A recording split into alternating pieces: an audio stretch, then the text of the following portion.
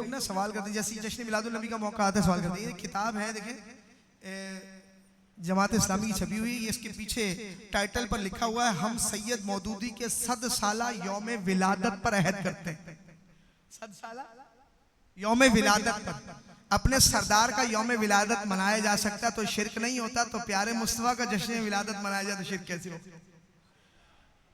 ये किताब और ये अभी खत्मे मिशकात शरीफ हुआ है, ये अशरफ अली थानवी साहब की किताब मौजूद है, इसमें सफ़ा 72 पर मौजूद है।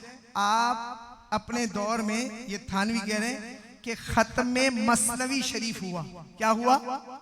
मसनवी शरीफ हुआ और शरबत बटा। क्या बटा?